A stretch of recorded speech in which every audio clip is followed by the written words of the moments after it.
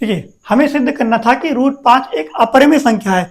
हम इसको परिमेय सिद्ध नहीं कर सकते, अपरिमेय सिद्ध नहीं कर सकते, इसलिए हम इसको परिमेय मान के चले। परिमेय मान के चले तो हम P/Q के रूप में ले सकते हैं। और हमने कहा कि P और Q क्या है, सहअभाज्य संख्या, यानी कि एक के अलावा, एक के पहाड़े के अलावा किसी भी संख्या से डिवाइड नहीं होगी, विभाजित नहीं होगी।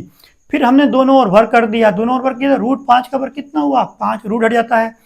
फिर हमने क्रॉस मल्टीप्लाई कर दी, तिरछी गुणा, तो P² की 1 से करी P², 5 की Q² से 500, इसको हमने मान लिया समीकरण नंबर 1। फिर कोई भी संख्या अगर किसी से गुणा में होती तो हम इसे ट्रांसफर करते हैं, फेंकते हैं तो जाती है वो बट्टे में, डिवाइड में जाती है।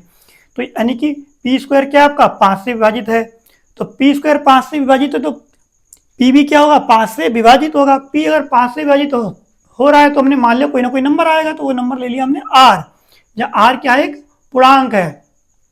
तो दोनों ओर वर्ग कर दिया हमने, दोनों ओर वर्ग कर दिया, P का स्क्वायर P² हो गया, 5 का स्क्वायर होता है 25, R² ऐसे आ गया। फिर P² का मान हमने समीकरण 1 से यहाँ पर रख दिया 2 में, तो 5Q² था। फिर हमने इसको काट दिया, 5 से 25 काट दिया, 5 5 25, तो आपका आ गया Q²/5 बराबर R²। Q²/5 का मतलब है कि Q² 5 से पूरा पूरा विभाजित है। क्यों विभाजित है, क्योंकि हमें R मिल रहा है, कोई नंबर मिल रहा है, कंप्लीट नंबर मिल रहा है, तो हमने लिख दिया Q² 5 से विभाजित है।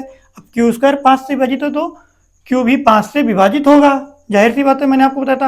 अब जो P और Q क्या है, दोनों 5 से विभाजित हैं, जबकि P और Q दोनों क्या है, सहअभाज्य संख्या। दो अलग अलग तरीके की बातें हो रही हैं, एक तरफ हो रही है कि दोनों 5 से विभाजित है, और एक तरफ हो रहा है कि P और Q क्या है, सहअभाज्य संख्या, यानी एक के अलावा ये किसी से नहीं कटेंगी। तो ये विरोधाभास हो रहा, तो हमने स्टेटमेंट लिख दिया। यह विरोधाभास हमें इस कारण प्राप्त हुआ है क्योंकि हमने गलत कल्पना कर ली है कि √5 एक परिमेय संख्या है, यानी कि परिमेय संख्या नहीं है, यानी क्या है वो, अतः √5 एक अपरिमेय संख्या है। इस तरह से आप बोर्ड में इसको करके आएंगे और आपको पूरे पूरे नंबर मिलेंगे।